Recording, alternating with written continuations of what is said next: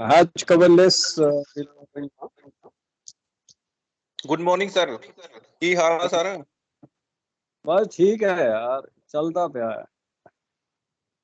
और कितना रहा फिर वीकेंड? वीकेंड ਤੇ ਕੀ ਕਰਾਂ, ਹੋਰ ਲੋਡ ਪੜ ਗਿਆ ਹੈ ਮੈਨੂੰ। ਫੇਜ਼ 1 ਦਾ ਵੀ ਕਾਰਗੋ ਹੋ ਕੇ ਫੜਾ ਦਿੱਤਾ ਹੈ ਤੇ ਵੀਕਐਂਡ ਖਰਾਬ ਹੋ ਗਿਆ ਹੈ। क्या हो सर, रहना सर नहीं पढ़ा रहे? और चीज लोड हो गई ना, लोडिंग ज्यादा हो गई तो वीकेंड खराब हो गया।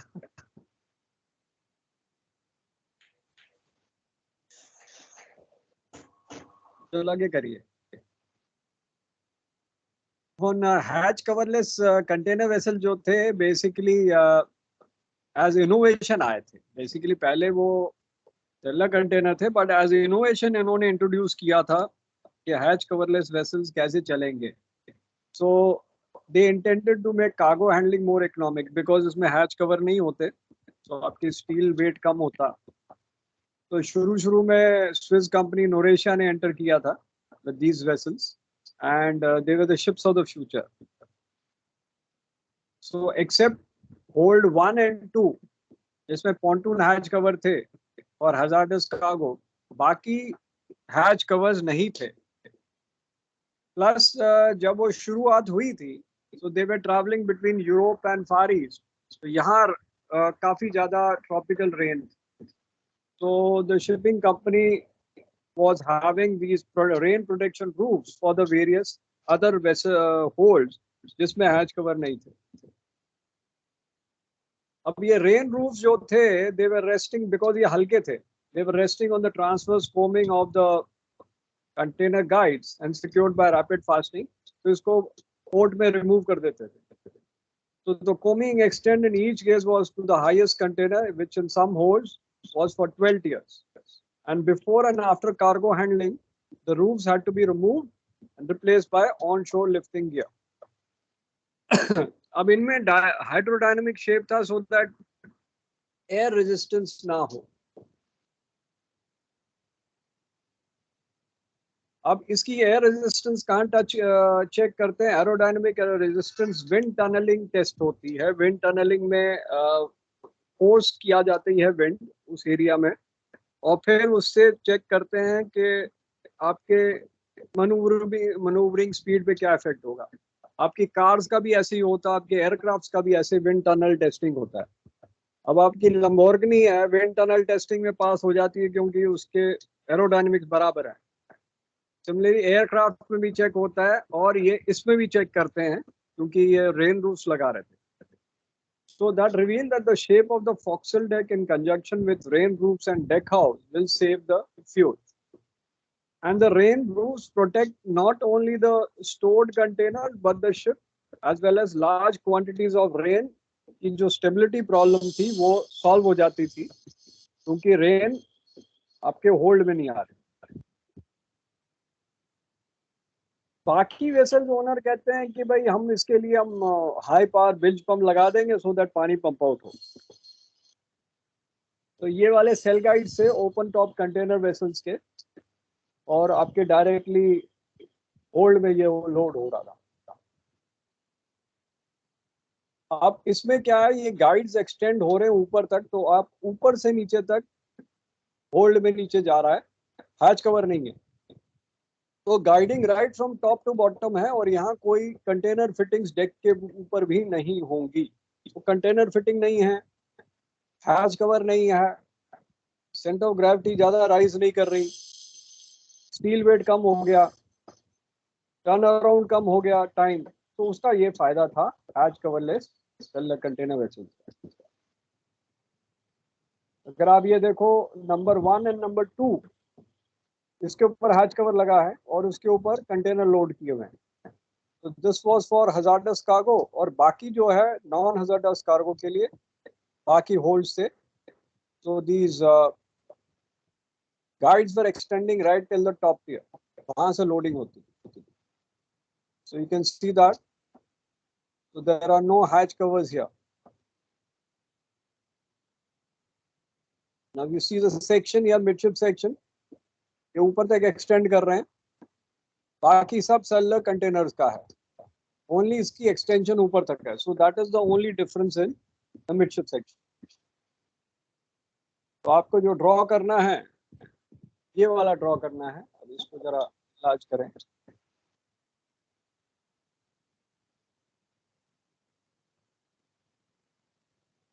तो यहाँ आपका ये जो साइड वाला तो वही है सेलर कंटेनर्स वाला, ऊपर में गाइड्स बन जाएंगी जो डेक पे है।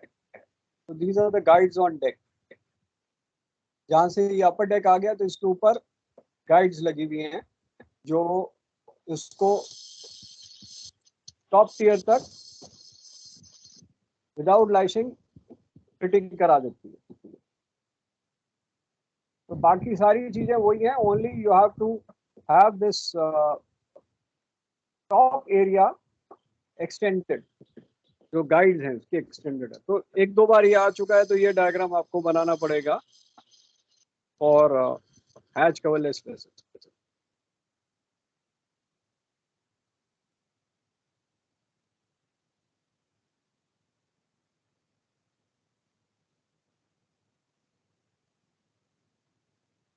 अब इसका एडवांटेज क्या है हैच कवरलेस वेसल्स का?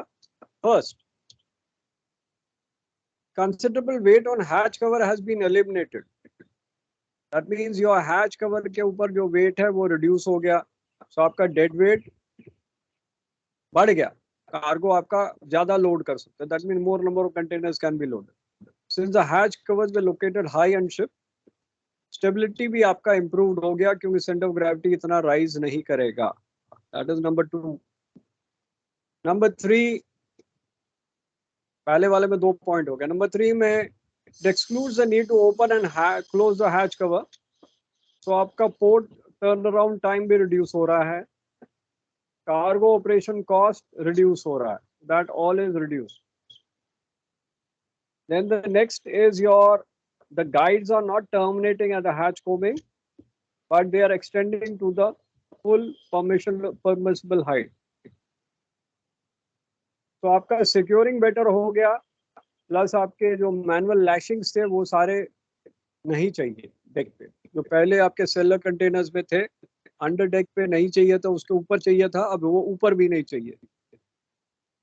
Then the next is the individual vertical stacks of container are always accessible totally independent of other stacks. This contrasts with conventional container vessel where the containers on deck must be moved to permit a hatch cover to be lifted. तो यहाँ hatch cover तो already खुला हुआ है। Then number 5 is the maintenance of hatch cover, hatch clamps, foaming gaskets and other securing gear becomes unnecessary because hatch cover तो है ही नहीं। अब now because these vessels are without hatch cover, they have to have an exemption in the load line certificate, because load line के हिसाब से you're supposed to have hatch covers and they should be what weather tight. अब इसमें hatch cover ही नहीं है, so they are supposed to have an exemption. Exemption ये है कि the administration may exempt any ship which embodies features of a novel kind from other provisions of convention, the application of which might seriously impede research and development of the features in the ships engaged in international voyages. तो जो भी innovation हो रहा है उसके कारण ही exemption मिल रहा है। So the administration which allows exemption under this article shall communicate with IMO. An international load line exemption certificate will be issued to the ship which has been granted this exemption. अब maritime MSc ने basically approve किया था open top containers, बस इसके लिए उन्होंने कहा था कि मॉडल टेस्ट होने चाहिए टैंक्स में। तो क्या प्रोसीजर होगा इसकी टेस्टिंग का वो बताएंगे, डैमेज एंड इंटैक्ट स्टेबिलिटी क्या होगी वो बताएंगे, क्योंकि यहाँ तो हैच कवर खुला है, तो इसके damage and intact stability conditions क्या होंगे वो ये बताएंगे। देन इनकी hold builds D watering system कैसा होगा, बिकॉज पानी आ जाएगा, स्टेबिलिटी आपकी खराब हो सकती है, तो उसके लिए बिल्ज सिस्टम क्या होगा, फायर प्रोटेक्शन क्या होगा, क्योंकि ये यहाँ तो CO2 तो रिलीज नहीं कर सकते, हैच कवर खुला है, तो इसके कारण उन्होंने वेरिएशंस कराए। अब इन्होंने कहा कि अगर स्टोरेज और दूसरा था कि अगर डेंजरस कार्गोज लोड कर रहे हैं तो उसका स्टोरेज कंडीशन क्या होगा। अब जो मॉडल टेस्टिंग होता है, मॉडल टेस्टिंग का मतलब है कि आपके जो शिप का मॉडल बनाया जाता है और टैंक में डाल के वेव्स जनरेट सिमुलेट करते हैं, उसके ऊपर क्या लोड्स आ रहा है वो चेक करते हैं।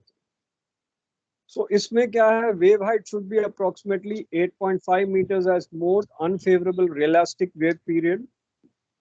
तो उसके, अब वो नहीं कि 8.5 मीटर की वेव वहां कराएंगे, उसके हिसाब से मॉडल के हिसाब से वो वेव की हाइट क्या होगी वो जनरेट करेंगे।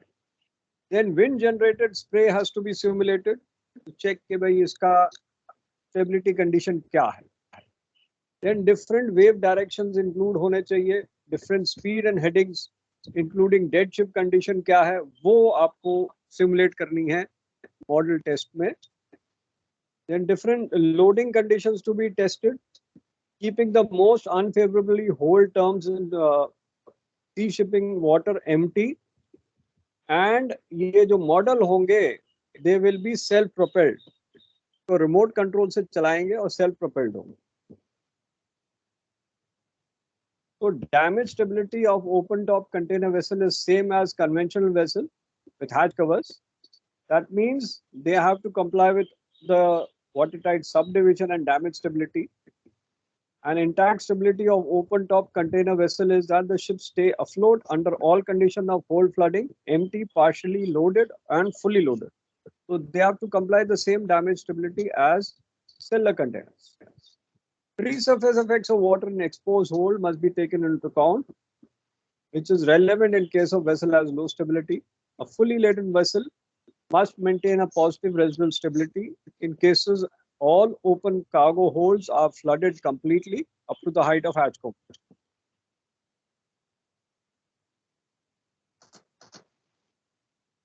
Now, open top ships may certain amount of water will enter hold because rain water है, so ये बढ़ जाएगा in case of tropical rainstorm.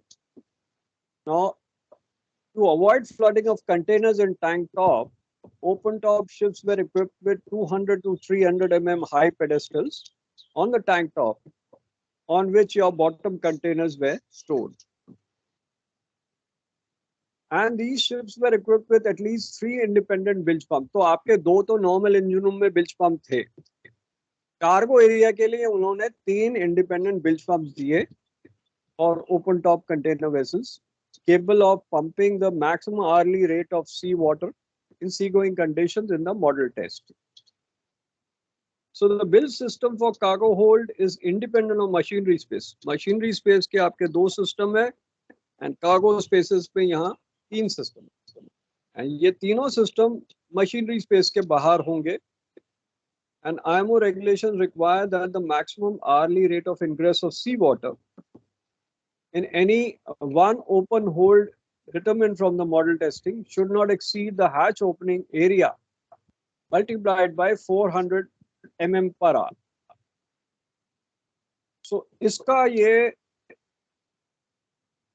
maximum hourly rate of ingress of seawater जो है, पानी अंदर आ रहा है, that should not exceed the hatch opening area multiplied by 400 mm per hour.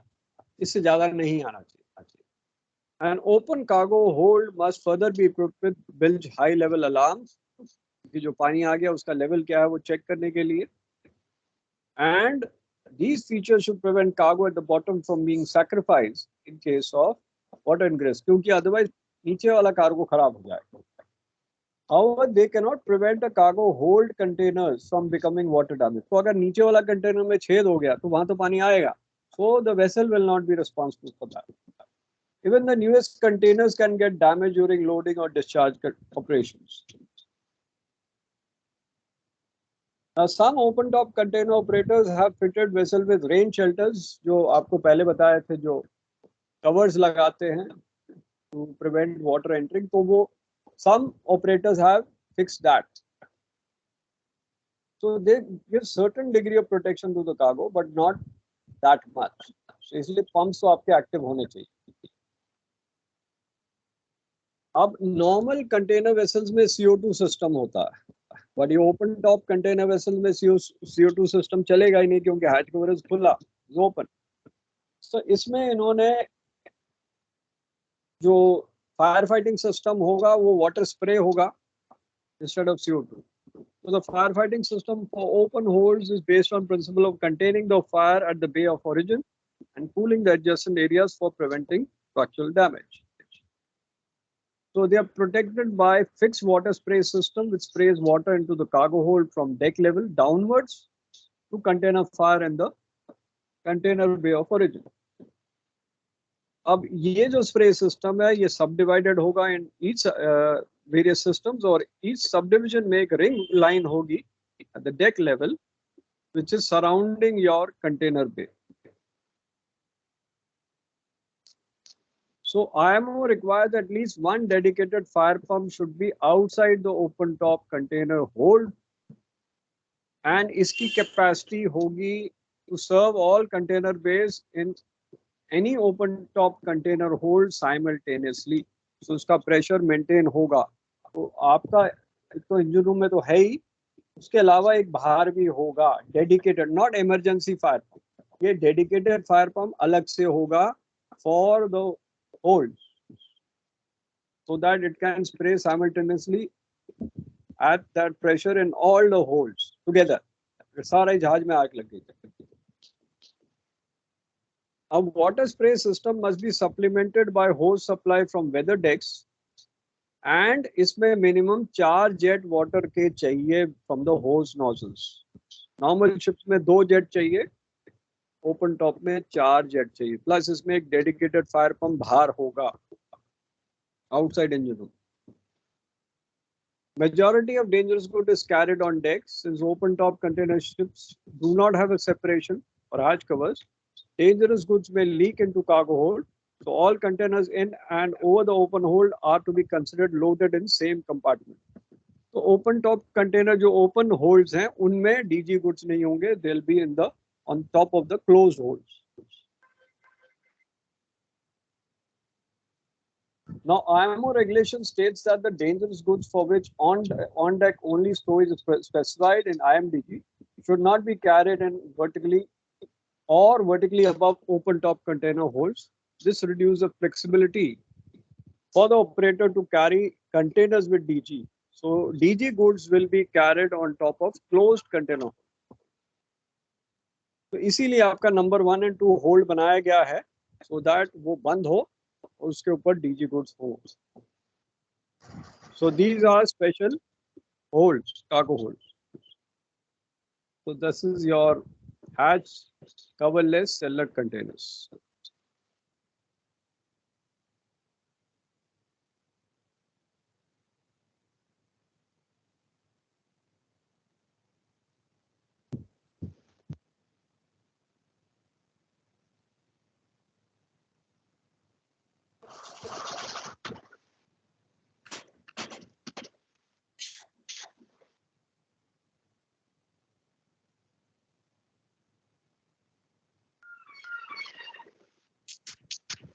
Now we have OBO and OO. There are two vessels. Normally आपका bulk carrier है. OO means ore and oil को carry करेगा, and OBO means oil bulk ore carry करेगा.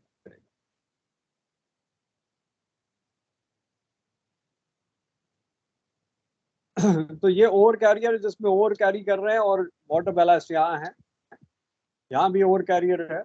ये over oil career है जिसमें over centre hold में और विंग टैंक्स में ऑयल है. तो अगर आप देखो ओवर और ओवर कैरी कर रहा है इधर में, ऊपर में सेंटर ग्रेविटी रेज करने के लिए, दीज आर ओवर कैरियर्स. ये नॉर्मल बल्क कैरियर है. So this is ore oil carrier. This is also ore. This is ore carrier, bulk carrier, ore oil carrier.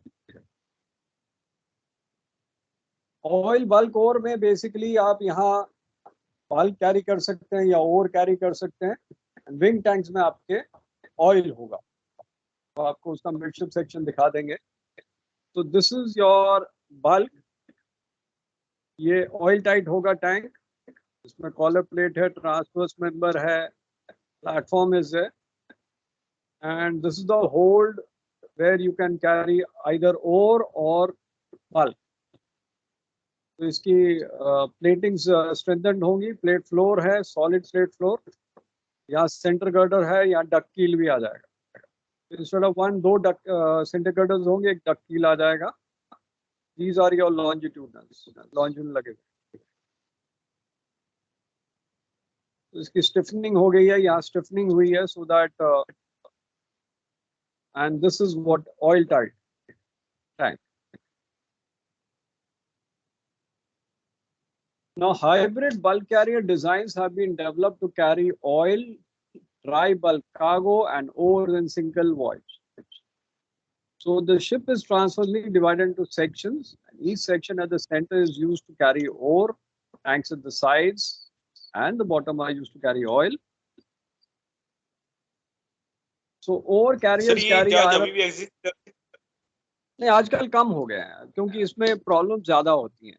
अब और इनमें क्या होता है, इनमें आईजी सिस्टम लगाना पड़ता है, प्लस इसके पंप रूम होगा ओबोज में, प्लस इसमें कार्गो कैपेसिटी कम हो जाती है।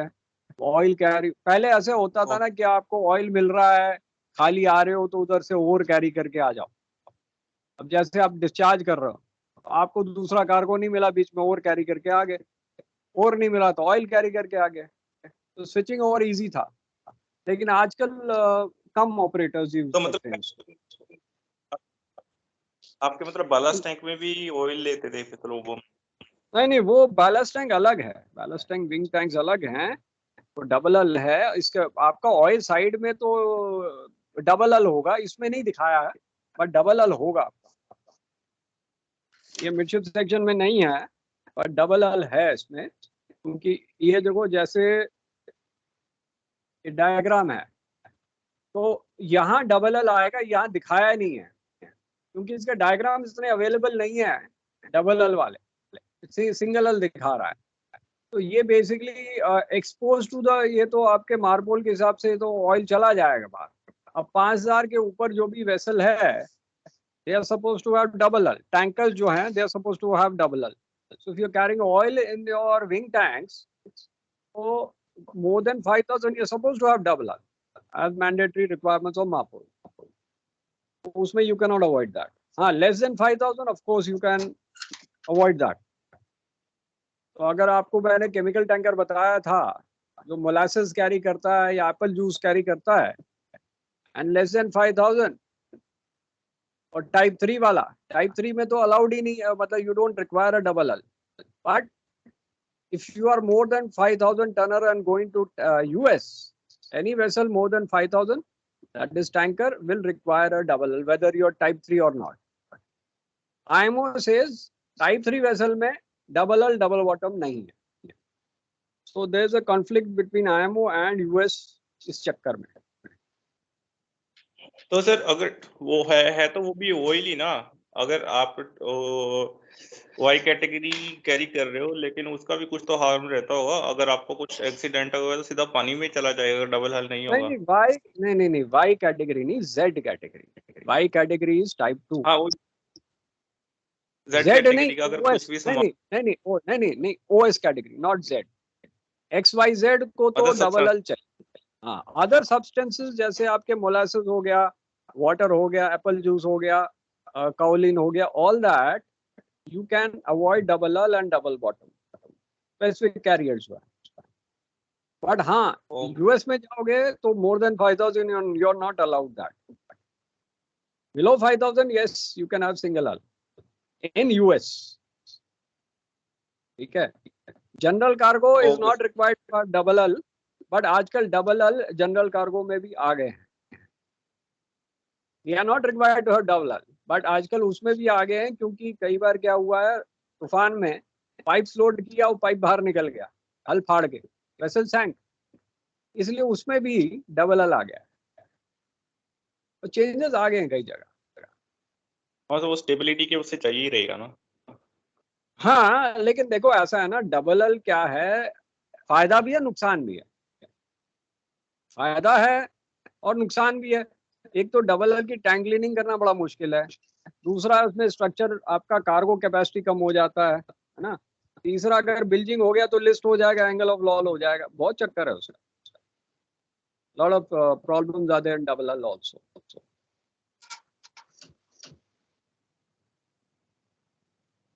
Now we come to this hybrid bulk carrier. जो है hybrid क्यों हुआ कि पहले कहते थे bulk carrier कैरी करो तो सपोज 50,000 टन का है तो आप 50,000 टन कैरी कर सकते हैं, लेकिन अगर उसको ओवो बना दिया so they cannot carry 50,000, they can carry maybe 40,000, maybe 30,000 or 35,000. But similar size के जो vessels हैं ओबो एंड बल्क कैरियर, ओबो में कम बल्क कैरी कर सकते हैं, इसीलिए लोग वापस आगे bulk carrier. So the ship is transversely divided into sections, where the section at the center is used for carrying ore, tanks at the sides and bottom are for oil. अब bottom वाला oil कम कर रहे हैं क्योंकि वो dB हो गया, side में डबल हल कर दिया तो ऑयल की कैपेसिटी भी कम हो गई. So most ore carriers carry iron ore, which is high density compared to other bulk carrier, bulk cargo. And due to this, the weight to volume ratio of ore is much higher than that of other cargo. Hence, the ore hold at the lower position. Just second, इसका call आ रहा है.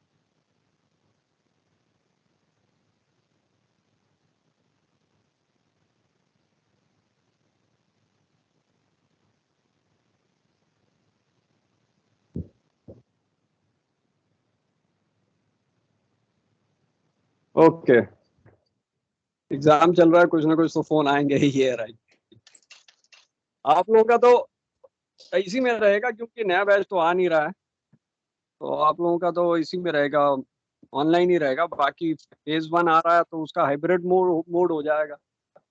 एक तरफ से हम उनको online भी पढ़ाएंगे और दूसरी तरफ क्लास भी लेंगे, उनका हाइब्रिड हो जाएगा जैसे हम बल्क कैरियर कर रहे हैं वो होगा. Now the placing the ore hold at the lower position would lower the center of gravity and इसके कारण आपका वेसल काफी स्टिफ हो जाएगा. तो इसीलिए हॉपर टैंक्स में वो आयरन ओर लोड करते हैं so that doesn't become too stiff. ओबो जो है have double skin at the sides with stiffening with the narrow wing tanks. तो ये आपके डबल स्किन हैं, ये नहीं कि डबल स्किन नहीं है, तो डबल स्किन है जहां आपका बैलेंस होगा. एंड विंग टैंक्स जो नैरो है that will B for your oil. तो ट्रांसवर्स बल्क है ना usually of coffer dam and इसमें स्टिफनिंग होगा. राइज ऑफ फ्लोर होगा. ना what is rise of floor, एक बार आपको बता दें. राइज ऑफ फ्लोर का मतलब है ये ऐसे उठा हुआ है, ये जैसे ऐसे उठा हुआ ना, बॉटम राइज किया हुआ, that is rise of floor. तो there is a rise of floor to allow for the drainage.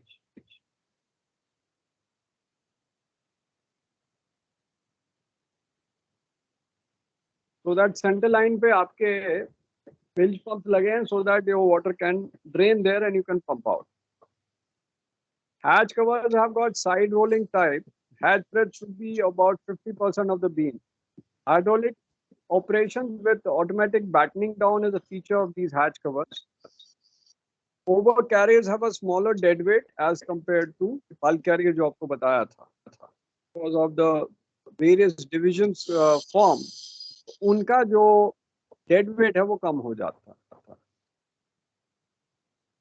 लेकिन ओबो कैरियर आपका ड्राई से लिक्विड कार्गोस पे इजीली स्विच कर सकता है.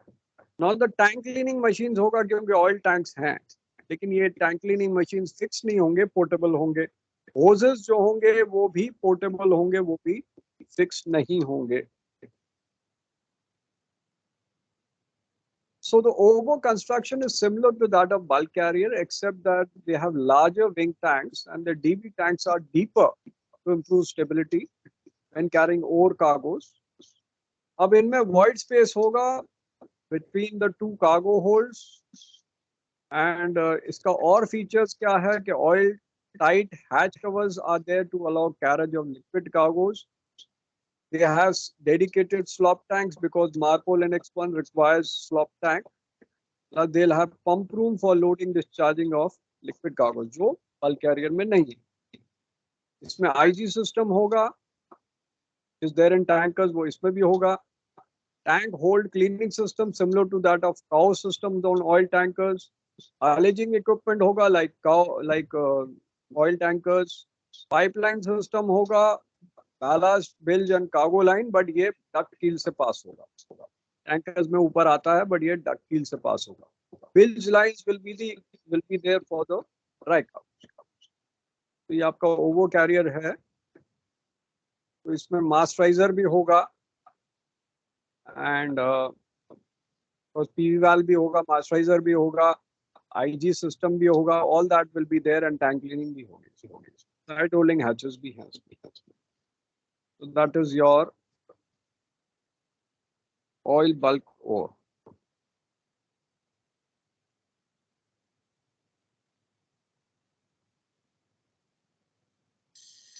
सर इसमें दोनों को इकट्ठे लोड नहीं होते होंगे ना ओवो में? क्या नहीं होंगे? ऑयल और दोनों इकट्ठे लोड तो नहीं होते होंगे ना एक ही टाइम पे? नहीं, एक सेकंड जरा मैं दरवाजा बंद करूं. यहाँ कटिंग चल रही है, आवाज बहुत आ रही है.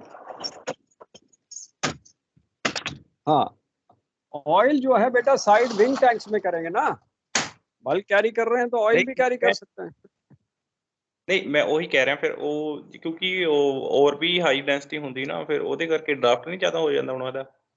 नहीं तो ਉਹਨਾਂ ਦਾ ਅਕੋਰਡਿੰਗਲੀ ਸਿਸਟਮ ਹੁੰਦਾ ਹੈ ਨਾ ਕਿ ਇੰਨਾ ਆਪ ਹੋਰ ਕੈਰੀ ਨਹੀਂ ਕਰ ਸਕਦੇ ਨਾ, ਜਿੰਨਾ ਬਲਕ ਕੈਰੀਜ ਕੈਰੀ ਕਰਦੇ ਉਹਨਾਂ ਨਹੀਂ ਕੈਰੀ ਕਰਦੇ.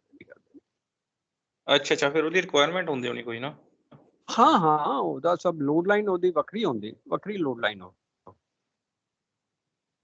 ਇਹਦਾ ਬੇਸਿਕਲੀ B100 ਹੁੰਦਾ ਹੈ, ਲਾਈਕ ਟੈਂਕਰਸ. ਟੈਂਕਰ ਇਜ਼ A, ਇਹਦਾ B100 ਹੋਏਗਾ. तो ਉਹਨਾਂ ਦਾ ਫ੍ਰੀ ਬੋਰਡ ਸੇਮ ਹੋਏਗਾ. ठीक है जी, ओके. जब मैं लोड लाइन कराऊंगा then you'll come to know के why that how your free board will be assigned. So another B100 होएगा, which is when they have don't have basically bulwarks, but they'll have railings around the sides. Plus your hatch covers will be watertight, है ना, instead of weather tight. ये water tight हो जाएंगे because इनके tanks भी हैं, water tight हो जाएगा. सो उसके लिए फिर ये B100 कहलाएंगे. ठीक है, अभी हम डबल हल टैंकर पे आते हैं. और किसी को क्वेश्चन है तो पूछ लो.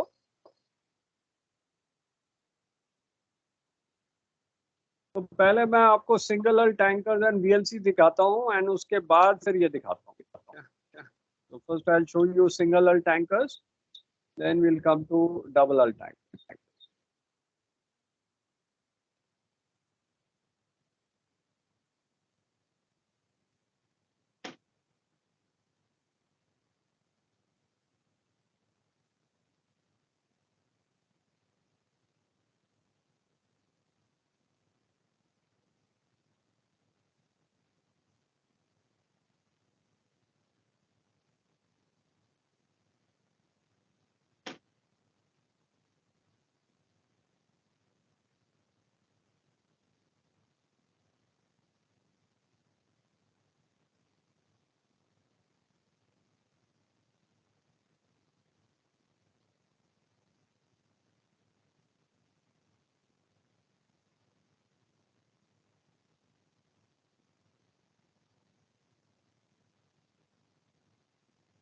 First we'll come to the छोटा tanker, which are compositely framed. छोटे टैंकर जो पहले होते थे, अब तो सपोज ये 5000 से नीचे है तो सिंगल हल होगा एंड डबल बॉटम भी नहीं है.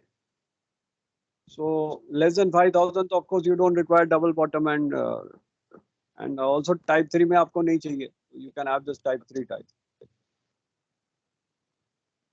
So this is at small tankers.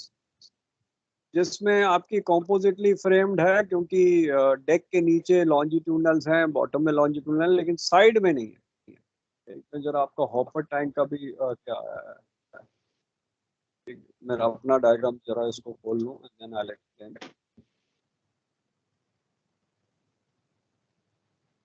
स्ट्रिंजर plate क्या होती है वो सर आपको पहले ये सब साथ में दिखाता हूँ। अब क्या है कि ये डेक ट्रांसवर्स है, डेक के नीचे ट्रांसवर्स है, और ये बॉटम ट्रांसवर्स है। इनमें क्या है, लॉन्जिट्यूडनल्स वी नॉचेस के थ्रू पास कर रहे हैं। यहाँ ये जो स्लॉट्स दिए गए हैं ये वी नॉचेस हैं जिसके थ्रू पास कर रहे हैं, और यहाँ साथ में एयर होल भी दिया हुआ है to release the air when taking the cargo. ये एयर होल दिया हुआ है। और ये डॉटेड लाइन जो है, दीज आर हिडन लाइन, जो आपको पढ़ाऊंगा बाद में what are hidden lines. Hidden line जो होती हैं, इसके पीछे एक स्ट्रक्चर है, मतलब ट्रांसफर्स के पीछे स्टिफनर लगा हुआ है, जिसको हम डायरेक्ट लाइन नहीं दिखा सकते क्योंकि उसके पीछे है, इसलिए उसको हिडन लाइंस में दिखाते हैं, dotted line. So these are the stiffeners. Stiffeners basically plates होती हैं इसके पीछे लगी हुई, so that it will make this more strong. और ये आपकी डेक प्लेट है, और ये आपकी शेयर स्ट्रेक है, साइड में स्ट्रेट शेयर स्ट्रेक है, राउंडेड नहीं है। एंड डेक प्लेटिंग देखो 23.5 mm थिक है। ये डेक लॉन्जिट्यूडनल्स हैं, they are 10.5 mm thick and 250 mm deep. और ये आपकी साइड फ्रेम हो गया, बाहर की शेल प्लेटिंग हो गई, longitudinal bulkhead. This is a centre tank और this is a wing tank. अब यहाँ आपका बीम नहीं लगी, और यहाँ टैंक साइड ब्रैकेट, ये this is a bracket. Beam नहीं basically is from your beam and frame, इनके बीच में रैकिंग स्ट्रेस को अवॉइड करने के लिए। और यहाँ ग्रेड ई है शेयर स्ट्रेक का, 25 mm thick. As I explain, neutral axis से जितना ऊपर है या उतना ज्यादा स्ट्रेसेस ज्यादा होगा।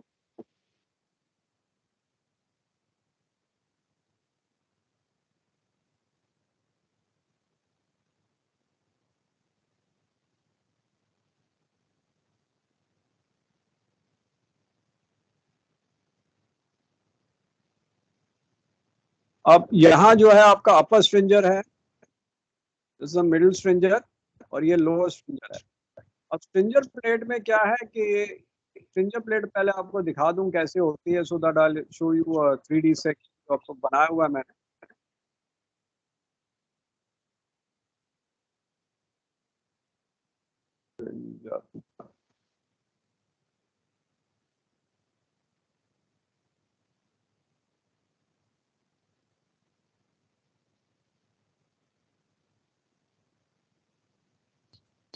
So, ये आपकी स्ट्रिंजर प्लेट है इस टाइप की।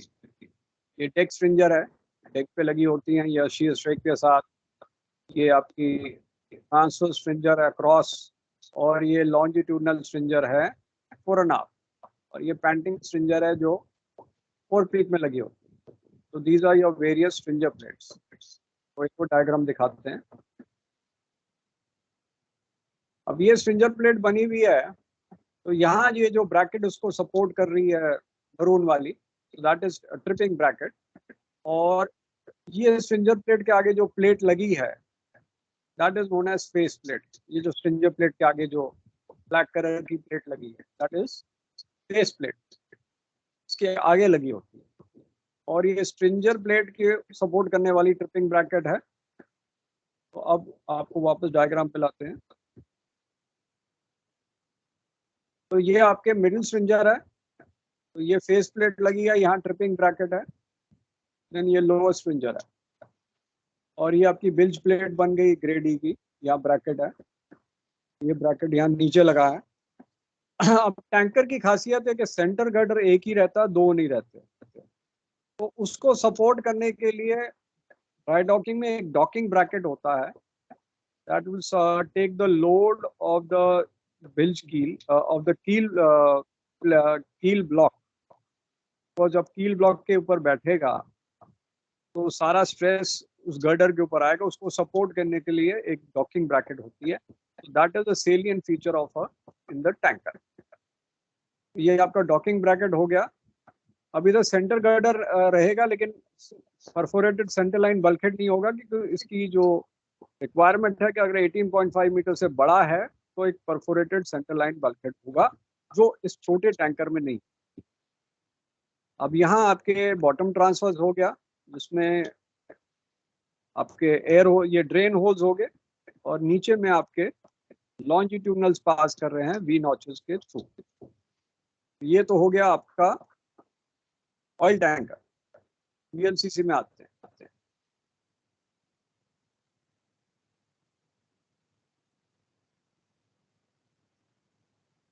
Now this is a single हल वीएलसीसी। आजकल तो सिंगल हल नहीं है, आजकल तो डबल हल है, लेकिन दोनों आपको बना के दिखाएंगे। सिंगल हल में क्या है कि ये तो सारे लॉन्जिट्यूडनली फ्रेम्ड है। लॉन्जिट्यूडनल साइड पे है, लॉन्जिट्यूडनल डेक के नीचे है, लॉन्जिट्यूडनल बल्कहेड पे है, बॉटम में है, परफोरेटेड सेंटरलाइन बल्कहेड पे है। तो सब तरफ आपके लॉन्जिट्यूडनल्स हैं। तो लॉन्जिट्यूडनली फ्रेम्ड ये वेसल है। तो we start with the deck. तो डेक में जो शियर स्ट्रेक है वो राउंडेड है। Shear strake is EH। H is high tensile steel और ग्रेड। डेक प्लेटिंग आ गया DH, D grade steel and high tensile. फिर EH यहाँ सेक्शन आ गया, DH यहाँ। तो ये लॉन्जिट्यूडनल लगे हुए हैं। ये वाले आपके गर्डर हैं। अब यहाँ जो साइड में लॉन्जिट्यूडनल्स आ रहे हैं, ऊपर में छोटे और नीचे में बड़े होते जा रहे हैं। तो यहाँ 375 mm डीप है और यहाँ आके 730 mm डीप है, बिकॉज आपका हाइड्रोस्टैटिक प्रेशर है कार्गो का एंड वाटर प्रेशर। तो वो प्रेशर बढ़ता जाएगा at the bottom. That's why the bottom longitude, ये साइड में जो है लॉन्जिट्यूडनल, यहाँ ये ज्यादा डीप है rather than the top ones. लेकिन जो बॉटम में है और डेक के नीचे है, उनका साइज में फर्क नहीं होगा, लेकिन यहाँ साइड में water pressure stress becomes more and cargo pressure stress also. Similarly on longitudinal bulkhead, ऊपर छोटे और नीचे बढ़ते जा रहे हैं।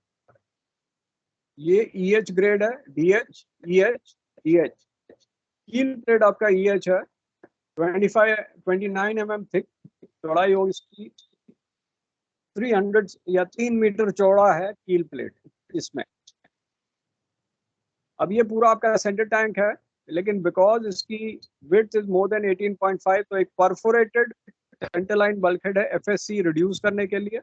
उसमें परफोरेशन मतलब छेद बने हैं, तो ये वाल्व नहीं है, दीज आर होल्स। कैसे होल्स हैं वो बता देते हैं आपको।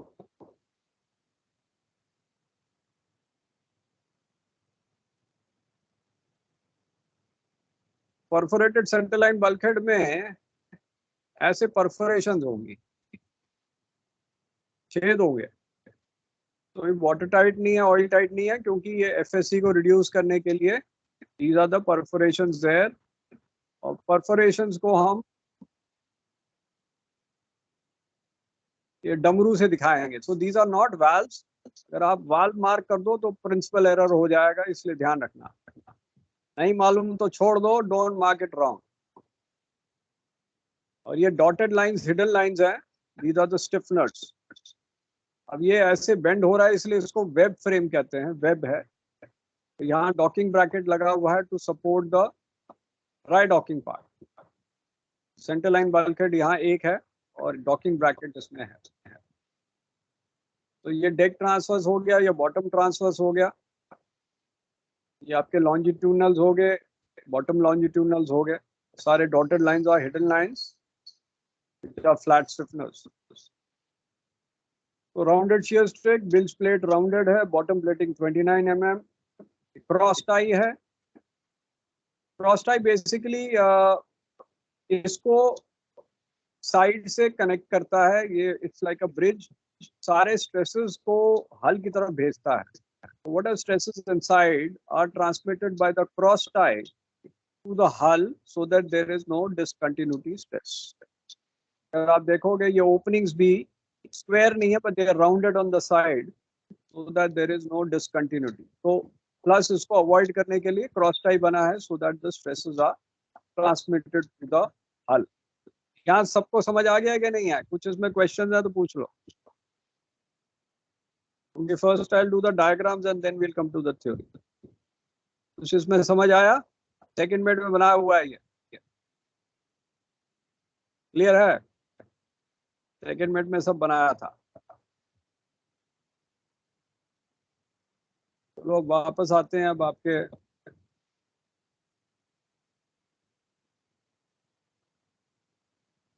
अब ये पहले आपको ये दिखा दें ये डबल एल वाला क्या चीज है। इसमें दो टैंक्स हैं, इसमें कोई सेंटर टैंक नहीं। ये आपका डबल एल है और ये स्ट्रिंजर प्लेट्स हैं। ये जो प्लेट दिख रही है ये स्ट्रिंजर प्लेट है और ये सेंटर लाइन है। तो सेंटर लाइन बल्कहेड ये है। These are two separate tanks. This is the DB. यहाँ एक हॉपर टैंक्स हैं to assist your pumping out. यहाँ कार्गो कलेक्ट हो जाएगा इसलिए उसको असिस्ट पंपिंग आउट के लिए बिल सक्शंस यहाँ लिए होते हैं, यहाँ दिए होते हैं बिल सक्शंस, और कार्गो या टैंक सक्शंस यहाँ दिए होते हैं। तो ये बेसिकली इसमें सेंट्रीफ्यूगल पंप्स लगते हैं। तो सेंट्रीफ्यूगल पंप्स जो हैं, सीओपीज जो हैं, सक्शन जल्दी लूज कर देते हैं, उसके लिए हॉपर टैंक दिए हैं so that cargo flow centre line की तरफ हो। और ये स्ट्रिंजर प्लेट बना है और ये आपके लॉन्जिट्यूडनल्स हैं। दूसरा डायग्राम दिखाते हैं। तो ये आपके वायरफ्रेम मॉडल है। ये आपके स्ट्रिंजर प्लेट्स हैं, ये लॉन्जिट्यूडनल्स यहाँ हैं और यहाँ आपके लॉन्जिट्यूडनल्स हैं, ये स्ट्रिंजर प्लेट्स हैं। The double L. अब ये वाला VLCC centre tank and wing tank and double L तीनों है और ये वाली क्रॉस टाइप बनी हुई है यहाँ। तो double hull tanker and building dock, side balance tank width is 2 to 4 meters, ये वाली bottom ballast tank 2 to 3 meters, height of cargo tank 29 meters, length of cargo tank 50 meters. So we'll come back to the diagram which you have to make. इसमें थोड़ा सा labelling ज्यादा करना। यहाँ आपका transverse webs दिए हुए हैं, ये लॉन्जिट्यूडनल्स हैं, इधर में लॉन्जिट्यूडनल्स हैं। These are all longitudinals. You have to mark it. Dotted lines are stiffeners. ये आपका क्रॉस टाई है, स्ट्रिंजर प्लेट जो क्रॉस टाई है। ये हॉपर टैंक है, ये प्लेट वेब है सेंटर टैंक के लिए। एंड इसमें आपका परफोरेटेड सेंटर लाइन बल्कहेड नहीं बनाया हुआ है क्योंकि ये हो सकता है नॉट मोर देन 18.5 मीटर्स, इसलिए इसमें नहीं। ये आपका डबल एल हो गया, ये स्ट्रिंजर प्लेट्स हो गई और ये लॉन्जिट्यूडनल्स हो गए। This is longitudinal bulkhead and this is your solid plate floor in the DB. एक और डायग्राम बना हुआ है जिसमें सेंटर टैंक नहीं दिया, विंग टैंक्स दिए।